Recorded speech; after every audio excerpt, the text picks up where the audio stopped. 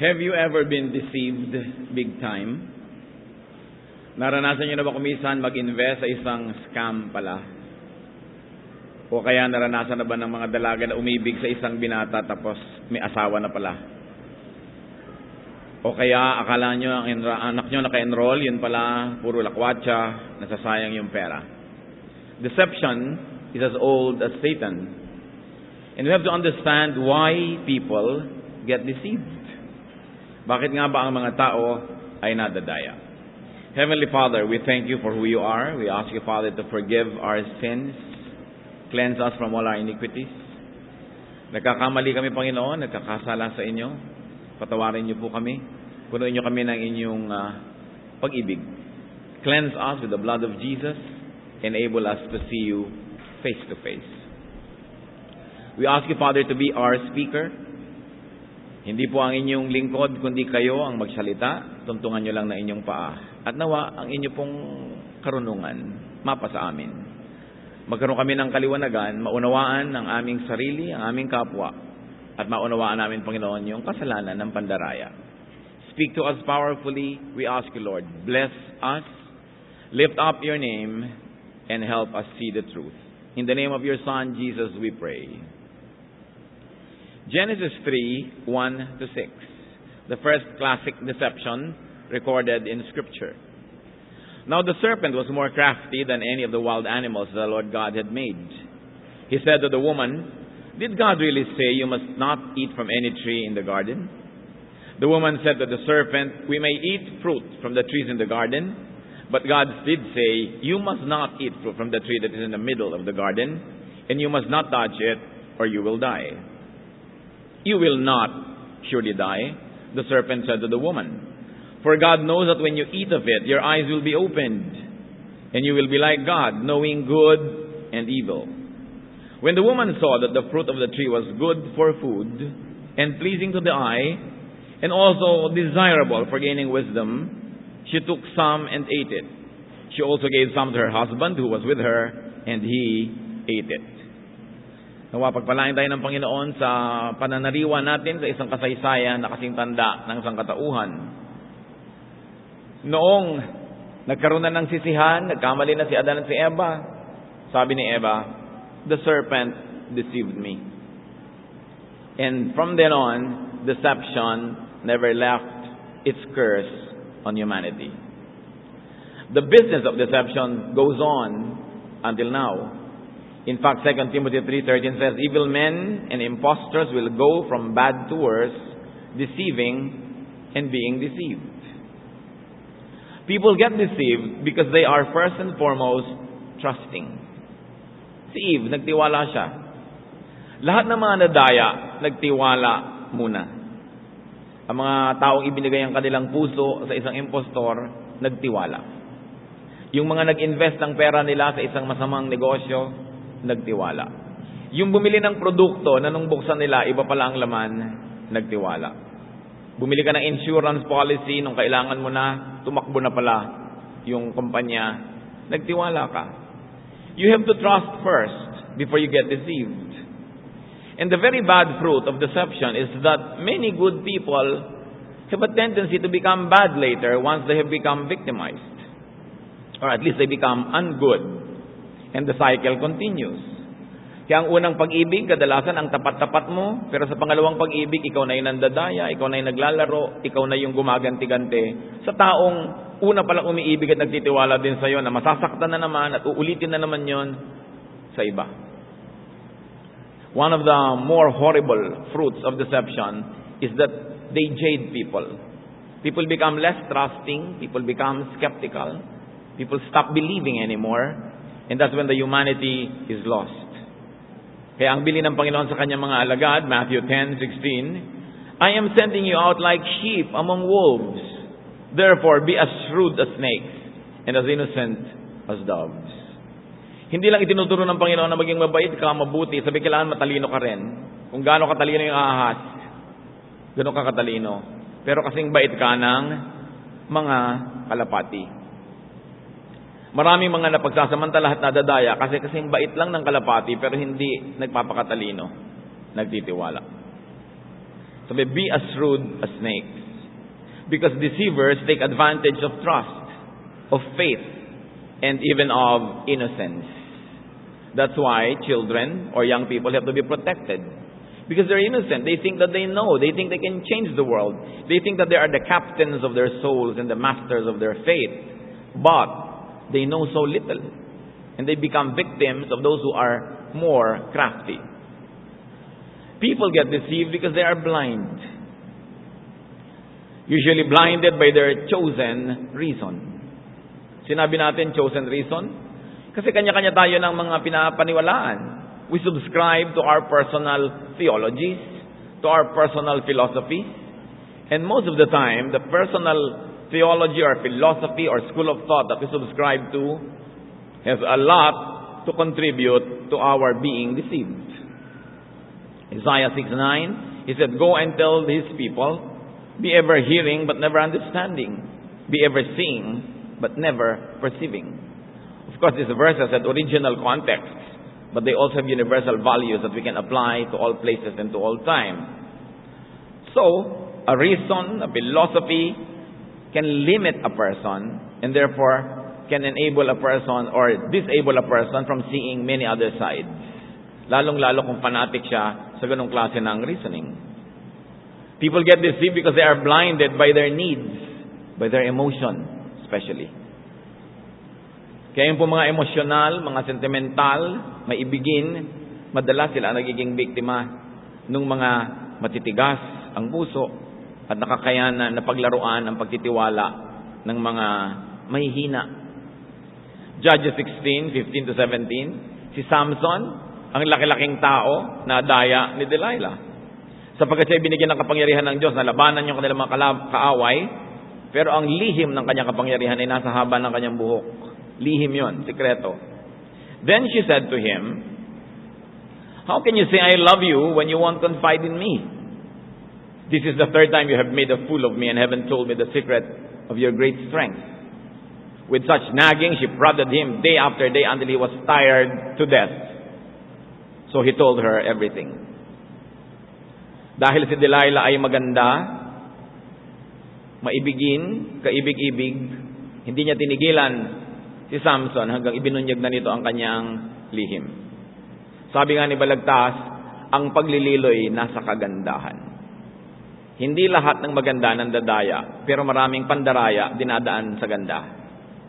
Kasi pag maganda, nakakabulag, nakakasilaw, nakakapandaya tuloy. The emotionally involved can become candidates for deception. That's why we have to watch our emotions. People get deceived because they are blinded by their agenda. Pag meron kang hinahangad, gusto, isang bagay na talagang pinipilit mong mapasayo, pwede kang mabulag. Mabulag sa katwiran, mabulag sa sense of proportion. That very little things can be bought at a price. Nangyari yan noong si Esau ay nadaya ng kanyang kapatid at sa isang pinggan na munggo o lentil ay ipinagpalit niya ang kanyang birthright. Once when Jacob was cooking some stew, Esau came in from the open country famished. He said to Jacob, "Quick, let me have some of the red stew. I'm famished." Jacob replied, "First, sell me your birthright." Then Jacob gave Esau some bread and some lentil stew. He ate and drank and then got up and left. So Esau despised his birthright. May nangangailangan ng konting pagkain, merong may hawak ng pagkain na yon, nakita nung may hawak na sobrang gutom yung kapatid, sabi niya, "Ibenta mo muna sa akin ang mga birthright mo bilang panganay." Pinagsamantalahan nung may hawak ng konting pagkain, yung pagkakagutom, yung pangangailangan ng kapatid. Pagka may nagkakadayaan, may nagsasamantala, may nangangailangan, may nag-aalok na yung pangangailangan na yun ay matugunan, kaya yun nga ay natugunan o hindi, yun ang nagiging simula ng pandaraya. Of course, a degree of blindness could be being under-informed. Meron kang konting alam, pero konti lang, kandidato kang madaya. Papasok ka sa negosyo, may konti kang alam, pero marami kang hindi alam, nadadaya ka. Papasok ka sa politics, in deceitful politics, in sly business practices. You know little and you think you could get by, then you get deceived by those who are masters at trickery. Kahit sa unfamiliar terrain, pag pumasok ka dyan, nagkakadayaan. You go into trading, you go into anything at all, into showbiz, even in the new media, sa internet. Ang dami-dami nagkakadayaan. Kasi hindi mo naman nakikita ang kausap mo, hindi mo kilala, pwedeng-pwede na magkaroon ng mga pagsisinungaling. Ignorance is dangerous. And especially if the ignorant person becomes the deceiver. Because the person might be well informed, might be technically adept, but if the person is ignorant about spirituality and ignorant about the value of humanity, the value of values, the value of dignity, then that ignorance could turn a person into a beast. And more so if that person is equipped, knowledgeable, or an expert in his chosen field of deception. Psalm 73 verse 22, I was senseless and ignorant, I was a brute beast before you. Ang sinasabi nung nagsasalita, dahil sa aking kamangmangan, tao man ako, para lang akong hayop. Sapagkat ano bang nag-iiba sa tao at sa hayop? Yung pagkatao, yung dangal, yung buti ng iyong kalooban. 2 Peter 3:16, he writes the same way in all his letters, speaking in them of these matters. His letters contain some things that are hard to understand, which ignorant and unstable people distort, as they do the other scriptures to their own destruction.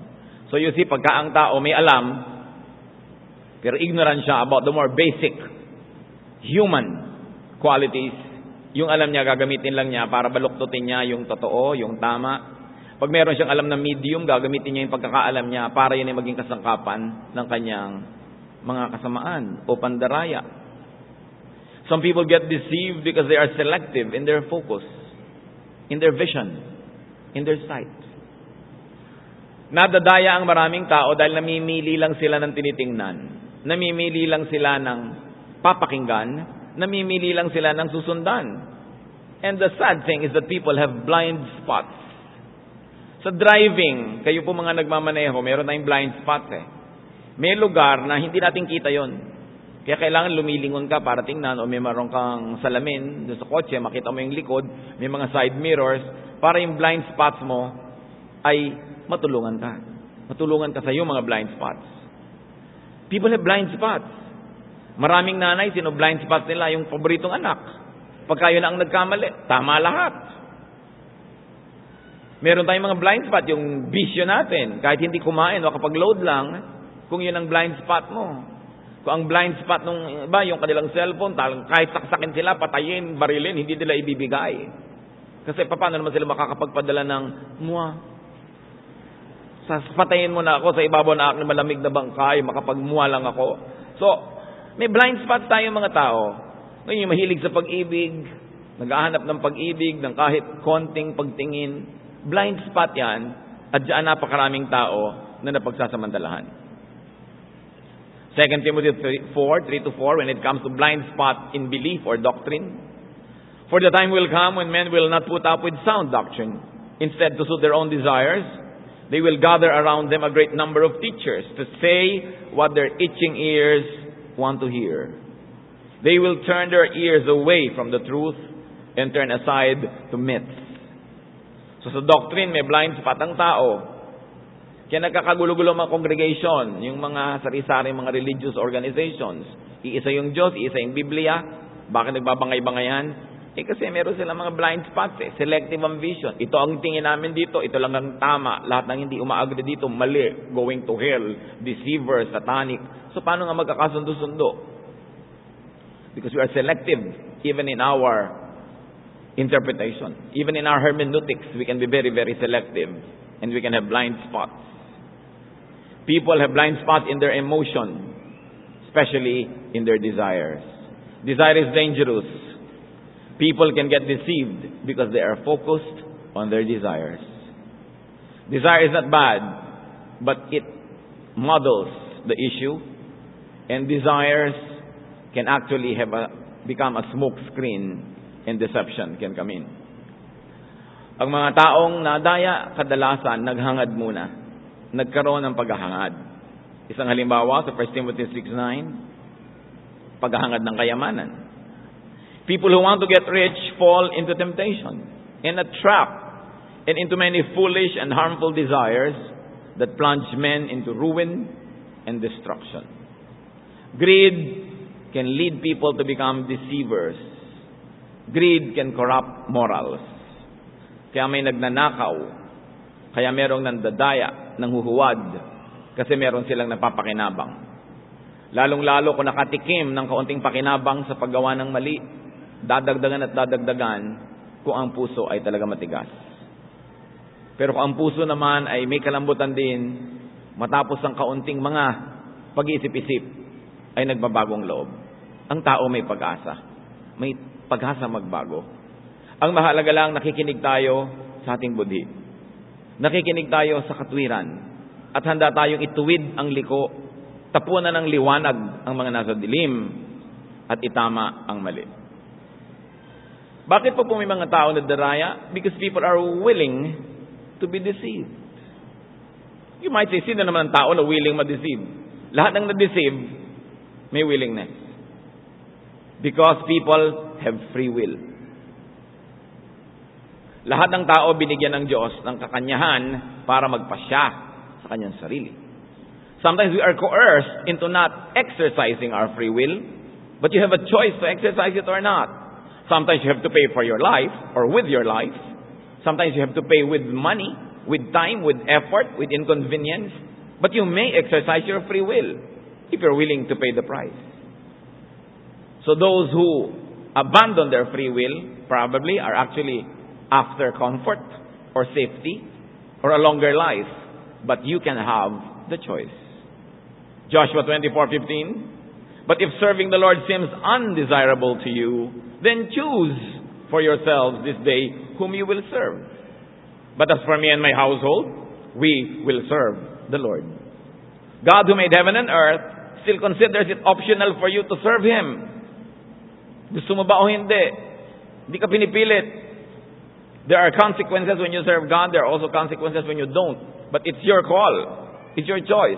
God doesn't impose on people because we were created in God's image. And one of the greatest reflections of that image is free will. Meron tayong free will. Personal will is sovereign. People make choices. Deuteronomy 30:19. This day I call heaven and earth as witnesses against you that I have set before you life and death, blessings and curses. Now choose life so that you and your children may live. Sinasabi dito, eto binibigyan ko kayo ng choice. Nasa harapan nyo, simple lang ang choices. Death or life, blessing or curse. Pipili ka, paggawa ng tama o paggawa ng mali. Pagdaraya o pagsasabi ng totoo. Pagpapakumbaba o pagyayabang. Pipili ka lang. At sabi dito, nawa, piliin nyo yung tama. Choose life. Para sa inyo at para sa inyong mga anak. Para sa inyong mga mahal sa buhay. Napakalaking pananagutan, mga kapatid, ang gumawa ng mali, yung mandaya. Kasi kung sa blessing, nabe-bless ka, nabe-bless na yung mga anak, ang iyong pamilya, ganon din sa sumpa. Pag naisumpa ka dahil sa iyong mga ginagawang mali, ikaw, ang mga mahal mo sa buhay, pamilya mo, madaramay. Meron tayong pananagutan sa mga mahal natin sa buhay na magpakatino, magpakatao, magpakatotoo. Kasi pagka hindi natin yun ginawa, madadamay sila sa mga bunga ng ating mga pagkakamali. Lalo't-lalot sinasadya ang mga pagkakamali na yon. In deception, the victim must also agree to be victimized. People must agree. People must will to be deceived. Except that sometimes the deception is so skillful, hindi mo napansin na ibigay mo na pala yung consent mo. You may be a victim of very skillful play that you do not notice completely. You are not aware that you are already giving your consent. That's why we have to be very, very careful. Be sober. You have to be sober. Kailangan gising ka, hindi ka lasing. Kasi pag lasing ka, napapapirma ka na hindi mo alam. Pero pumirma ka pa rin. Napaka-importante na maging gising. Tayo ay nadadaya dahil meron din tayong pagpili na inilalagay natin ating sarili sa lugar na pwede tayong madaya. Kung tutuusin, bagamat hindi naman talaga ikaw yung may kasalanan, kahit paano meron kang pananagutan pag nadaya ka. Mas maliit lang nga yung pananagutan mo kaysa doon sa nandaya. James 1:14, but each one is tempted when by his own evil desire he is dragged away and enticed. May pananagutan ang parehong partido. People get deceived because they are hard-headed. Nadadaya ang maraming matitigas ang ulo. Ayaw makinig.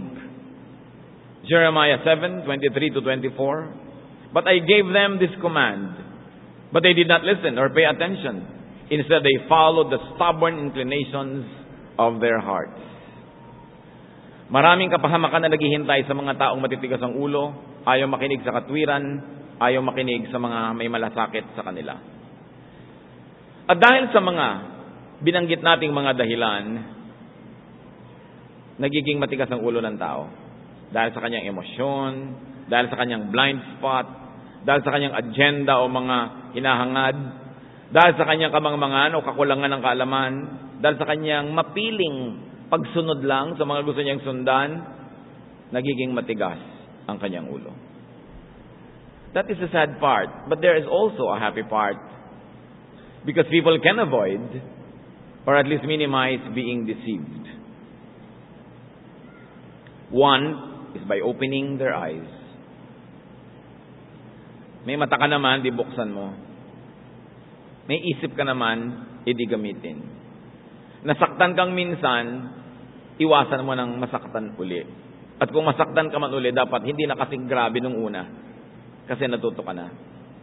1 John 4:1, Dear friends, do not believe every spirit, but test the spirits to see whether they are from God.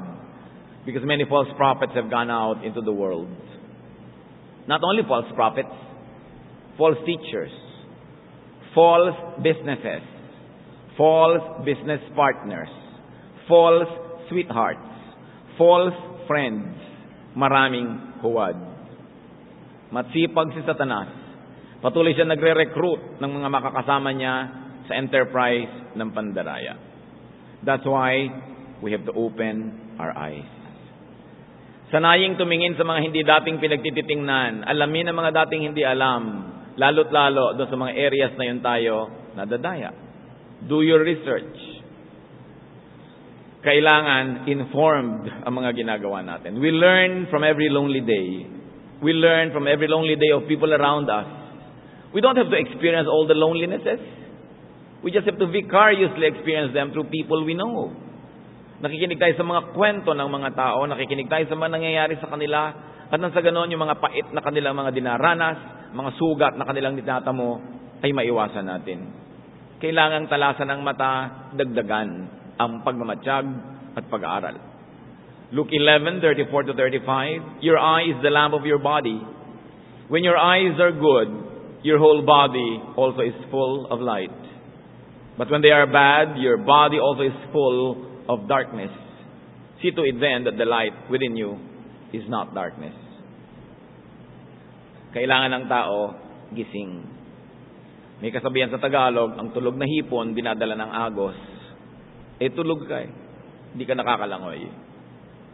Habang tayo naman, mga kapatid, ay kailangan maging matalino, huwag naman nating sobrang talinuhan na wala na tayong pinaniniwalaan. Wala na tayong inaasahan. Let us strive for wisdom, but let us not be jaded to the point that we no longer believe in anything. Belief is one of the greatest gifts of God to people. Without belief, without faith, life can become meaningless and dull. Because we are energized by faith, we are inspired by what and who we believe in. Just be selective in who to believe in. But don't stop believing. There will also be a great soul around you that's worth believing, worth loving, worth caring for, even if 100 people had already hurt you. Do not try to make John pay for all the debts of Peter. Ganyan din sa pag-ibig eh. Pag nabigo ka na, nangyayari, magaan na lang ang pagtingin mo sa pag-ibig, nilalaro mo na lang lahat yung kasunod. Mga kapatid, huwag niyong sisingilin si Juan sa utang ni Pedro. Ang mga tao, iba-iba. Huwag nating gagantihan yung isang tao sa kasalanan ng ibang tao. Kailangan ipaglaban natin yung pagiging tao natin. Tao tayo eh. Hindi na tayo tao pag hindi na tayo marunong magmahal, umibig, manalig, umasa. Huwag niyong hahayaan na yung pananalig, pag-ibig, pag-asa, patayin ng inyong mga sad experiences. Kaya yung mga nandadaya, hindi lang nila pinapatay yung katawan ng dinaya nila, hindi lang nila pinapatay yung isip, pinapatay nila yung puso, pinapatay nila yung pananalig, yung pagmamahal, yung pagtitiwala. Kaya nandyan yung tao naglalakad, humihinga, nabubuhay, pero malaking nabawa sa kanyang pagkatao. Ito ang malaking nananakaw ng mga mandaraya sa kanilang kapwa-tao. Ninanakawan nila ng pananalig, ninanakawan nila ng pag-asa. People can avoid and minimize being deceived by knowing and by learning more. Kailangan mag-aral. Proverbs 24:5, a wise man has great power, and a man of knowledge increases strength. We can avoid and minimize being deceived by seeing the other side. Kailangan tinitingnan din natin yung kabilang punto de vista. Kahit gaano ka kumbinsido sa iyong paniniwala, sa iyong inaasahan, sa iyong sinusundan-sundan, bigyan mo ng lugar ang isip mo, kapatid, na suriin, tingnan, pakinggan din yung kabilang partido. We should broaden our horizon and our point of view. Maging sa paglilitis, yung patotoo ng isang witness, hindi sapat sa mga batas ng Israel. Isa lang yun eh. Isa lang yung nanira, naniwala ka na. Paano kung mali siya?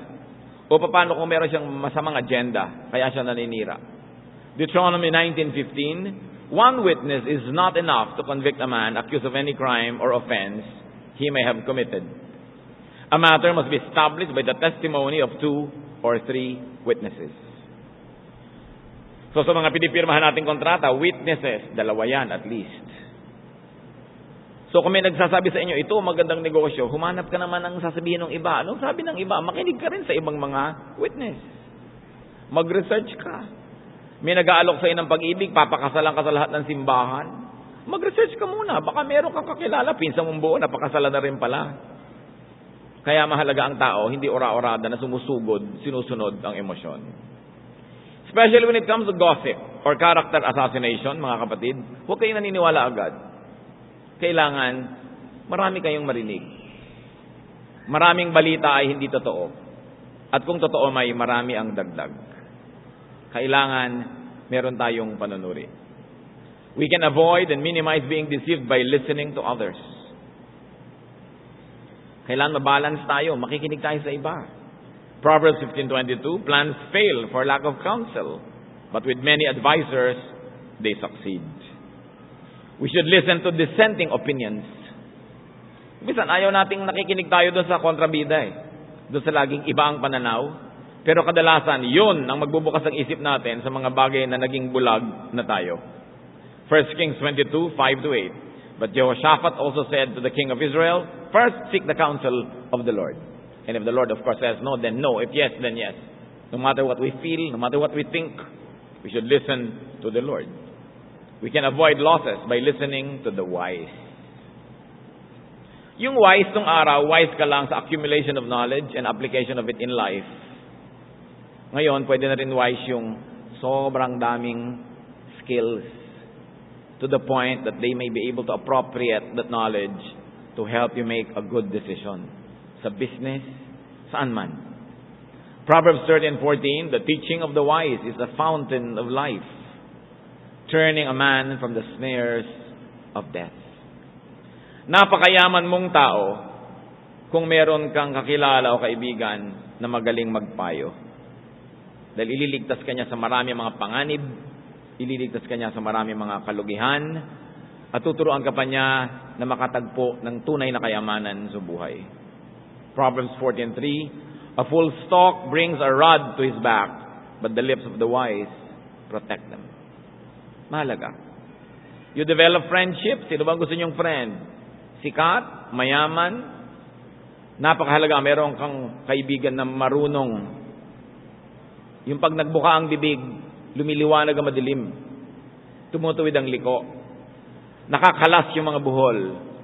Gumaganda yung pangit. Tumatalino ang mangmang. Yun ang masarap na kaibigan. People can avoid and minimize being deceived by refusing to be deceived. Pwede tayong tumanggi na madaya.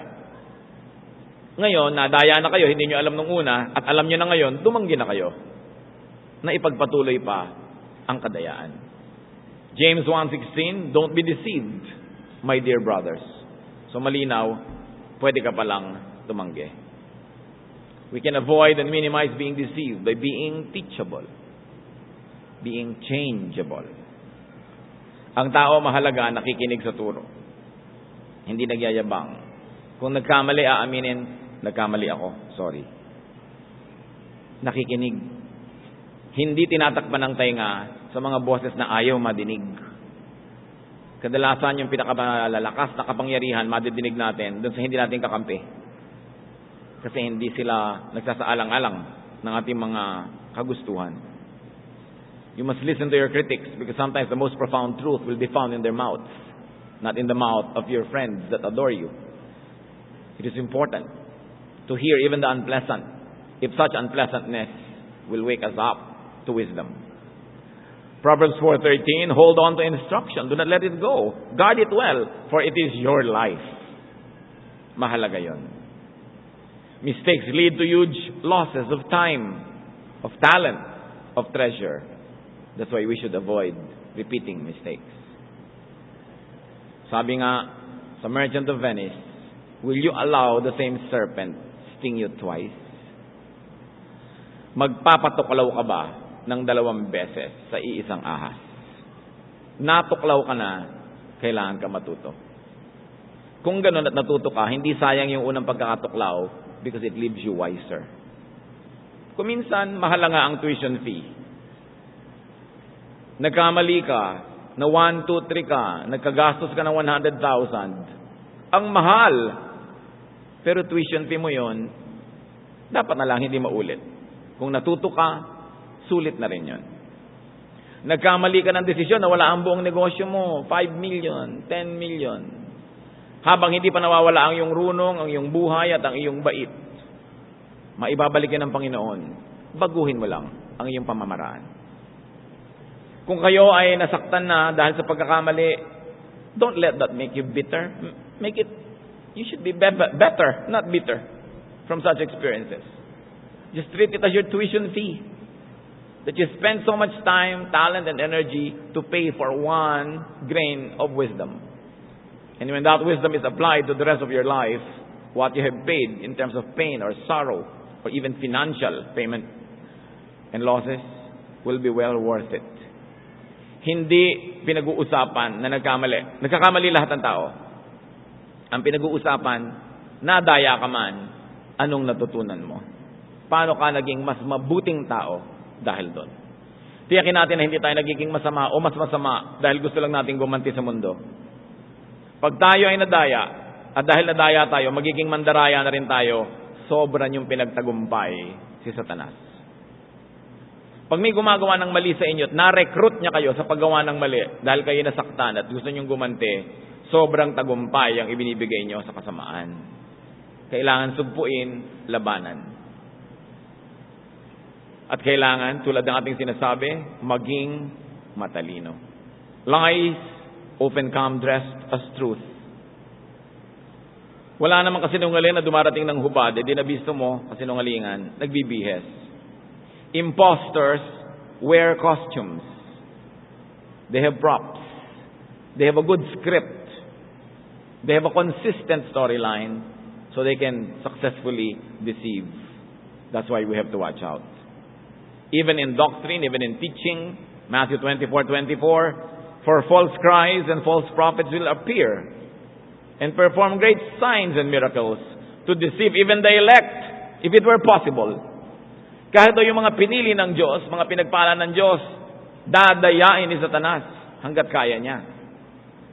So nadadaya talaga tayo kahit kay super talino, may 5 PhD, may edad na kayo, marami na kayong karanasan, nakakasingit pa rin yung mga kadayaan. Nangyayari. Ang mahalaga lang tulad ng pinapaulit-ulit natin, learn your lesson and get on with life. So be careful about lies. Because counterfeit usually appear to be genuine. Meron ba namang huwad na pera na ibang-iba yung kulay, iba-iba yung size? Siyempre, kailangan kamukha ng totoo. Lahat ng pandaraya, kailangan mukhang totoo. Therefore, we have to be careful with appearances. Pag-ingatan yung nakikita ng mata, doon tayo dinadaya. Sabi sa pandaraya kay Eva, but when she saw that the fruit was good to the eyes, magandang tingnan, good for food, masarap kainin, and to be desired to make one wise, magpapataas lang yung status sa buhay, she took it and ate. Nakakita ka na maganda, gusto mong pitasin, pinaghangaran mo, ang ganda-ganda pala, pero nasa likod, pandaraya. 2 Corinthians 11:14, and no wonder, for Satan himself masquerades as an angel of light. Bakit daw nakakapandaya si Satanas? Kasi siya ay nagpapanggap na anghel ng kaliwanagan. Alam nga namang dumating si Satanas sa inyo, sabihin, hello, ako si Satan, yayayain kita, sasama ka ba? Pero siyempre, hello, ako si magandang babae, sumama ka. Hello, ako si magandang lalaki, sumama ka. Sama ka naman dahil maganda. Kailangan yung mandaraya maganda. Bagamat yung hindi magaganda, nakakapandaya pa rin, no? Nakakasingit pa rin. Lalo ang maganda. Sabi ng isang awitin natin, pag-ingatan ang ganda. Kaya kailangan, pag nakakita ka ng maganda, huwag ka agad sumunod. Mag-isip ka muna. Tayo, ako, kayo, nagiging biktima niyan. Matuto tayo. So careful with disguises and careful with stolen identities. Lalo ngayon, in the internet age, mga kapatid, kahit naman sino yung kausap mo sa kabilang line, sabihin niya siya si Cleopatra, siya si Julius Caesar, siya si Jose Rizal, mapapatunayan mo ba? Di mo alam. Kaya mas maingat ka sa mga bagong mga medium or media, sa mga bagong pamamaraan ng communication. At hindi ko nadinig mo halimbawa yung boses ng asawa mo na humahaling-halinghing dahil meron siyang kasiping na iba, maniniwala ka na agad kasi pwedeng dayain niya ng technology. Sobrang technology ngayon. Pwedeng gamitin sa napakaganda, pwede rin gamitin sa napakapangit. That's why the Bible tells us to test every spirit. May nadinig ka, huwag ka maniwala agad. May nagpasa ng message, hindi mo kailangan maniwala agad. May nakita kang film clip, hindi mo kailangan maniwala agad kasi nadadaya lahat ng technology. Pero ang pinakamalaking pandaraya, mga kapatid, hindi technology, emosyon, damdamin.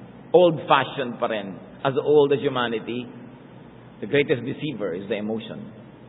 So watch your emotion, watch your desires, watch your philosophy. They can be your weak point. They can be your Achilles heel. They can be the entry point of deception.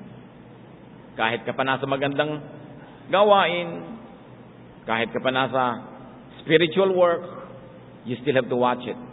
Because even in the kingdom of God and in the work of God, there are many hidden agenda that can distort points of view.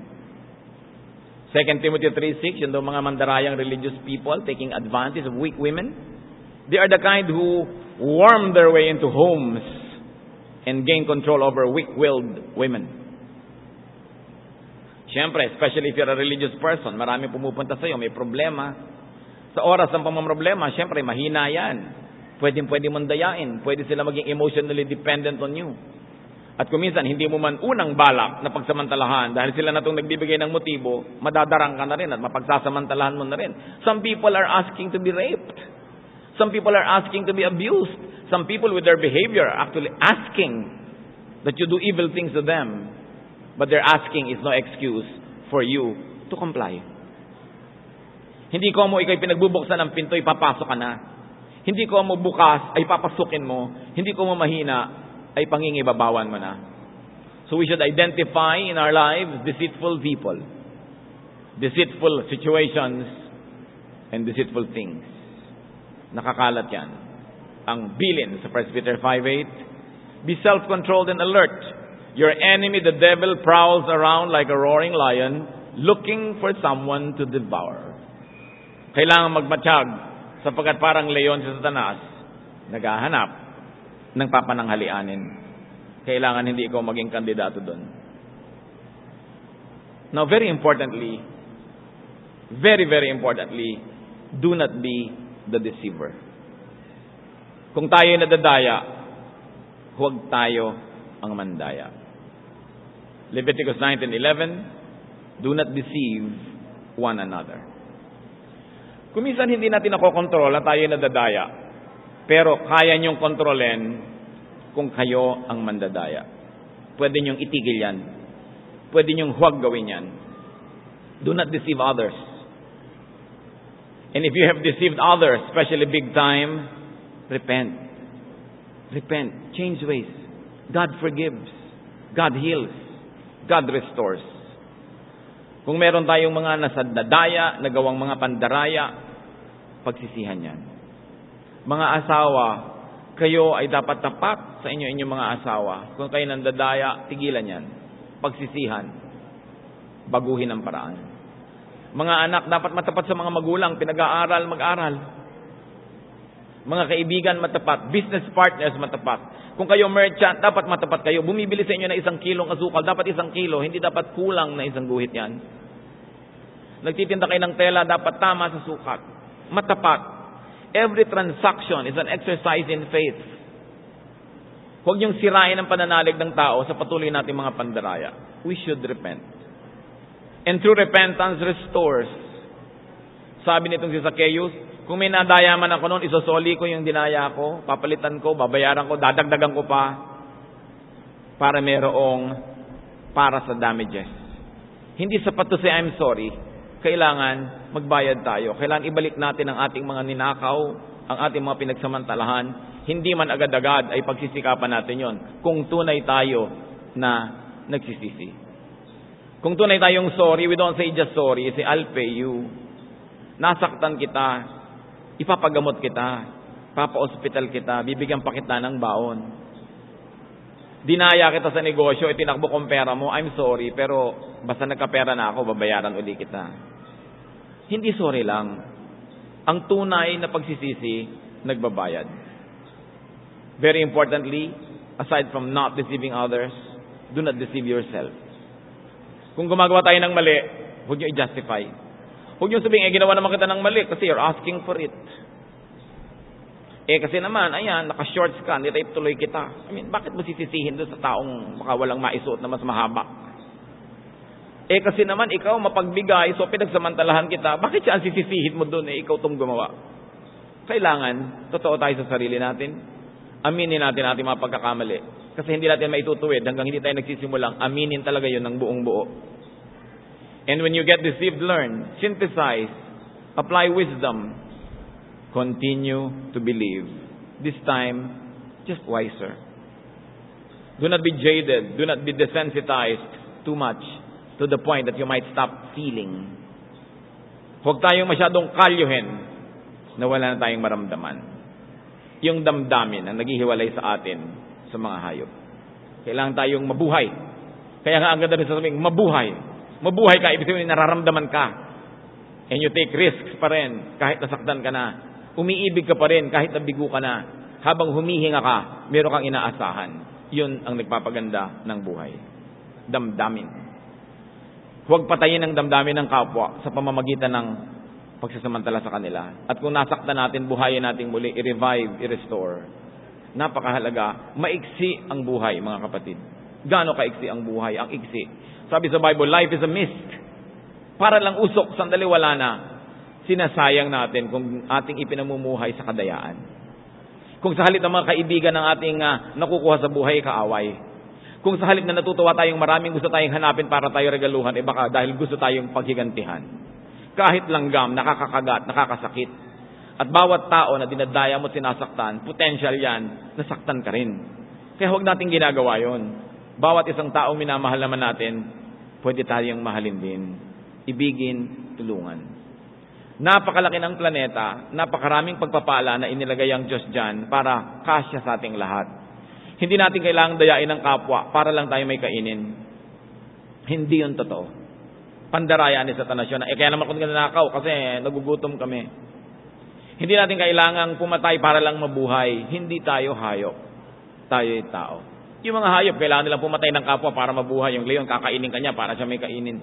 Tao tayo eh. Iba tayo. Hindi kailangan na dahil lang mahirap tayo, excuse na natin para magsamantala tayo sa iba. Hindi kailangan yon. Naglagay ang Diyos ng sapat na biyaya dito sa planetang ito para makita ng lahat ng nagsisikap, nagtatrabaho, nananalig. Kailangan malinis ang ating kinakain, hindi marumi. Kung may isinusuot tayong maganda, hindi nakaw, pinaghirapan. Kung meron tayong tinatamasang pag-ibig, hindi ninakaw na pag-ibig, hindi dinayang pag-ibig, kundi buong katapatan at sa hirap natin, pawis at pagsisikap, we won that love. Tao tayo. Napakahalagang intindihin yon. Pagka nakikita natin yung mga halaman, yung mga hayop, punong-puno ng deception. Pati yung halaman, nagkukunwari siya na florera, pag may insektong pumasok, kakainin pala niya. Deception. Yung mga walang kagalaw-galaw dyan, akala mo bato, hayop pala. Pag may dumaang kapwa hayop, lulunukin. Tao ka. Tao tayo. Hindi natin dapat gayahin yun. Nasa atin ang Espiritu ng Diyos. We have the potential to be of the highest caliber of beings. Huwag nating sayangin yun. Let us squander the chance, the opportunity to reflect the glory of God in this short life. Do not waste your life by being like a beast. But make your life precious by being like God's angel. Stop deceiving people, small or big ways. And do not permit people to deceive you, because that will also damage you in a deep way. You are the temple of the Holy Spirit. You are the reflection of God. We have to grow from glory to glory. Do not let deception hamper you, being a victim or being the victimizer. Aming Diyos, salamat sa mga paalala mo sa amin. Salamat sa mga katotohanan na pwede kaming matuto. Patawarin mo po kami kung kami nagiging mandaraya.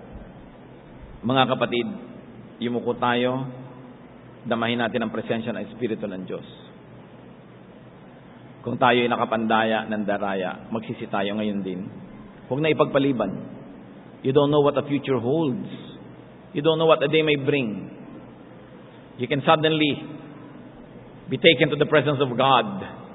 And if you're not ready, it would be very, very sad. Kung meron kayong dapat ihingi ng tawad ngayon sa Diyos na pandaraya, sa ilang saglit ng katahimikan, manalangin tayo, humingi ng tawad, magpasya na magbabagong loob.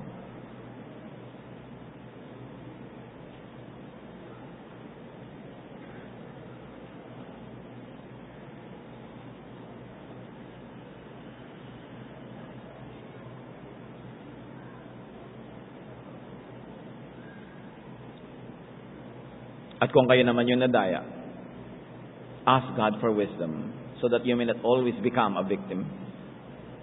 But more than that, ask God for grace that you may forgive. Minsan mahirap, masakit magpatawad, pero yun lang ang tama at tanging daan. Kaya mga kapatid, this time, let's bow still the presence of the Lord. Kung masama ang loob nyo, galit kayo sa nandaya sa inyo, patawarin nyo na ngayon.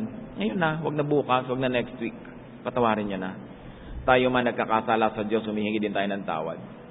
Humingi ngayon ng ganong grasya sa Diyos na magpatawad. In silence, set people free. Release them from your anger and hatred, mga sama ng loob at galit. Forgive those who have deceived you.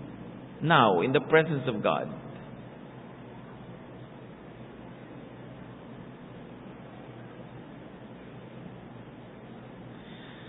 salamat, Ama, dahil may pagkakataon kaming isipin, may pagkakataon kaming humingi ng tawad at magpatawad. Turuan niyo po kami ng mahalagang lesson sa buhay. Nang nalalabi pa namin mga araw, maipamuhay namin sa katotohanan, sa kalinisan. Magbulay-bulay pa tayo mga kapatid sa ilang saglit. Continue to be bowed in silence before the Lord and let the Spirit minister to you in a very special, personal way.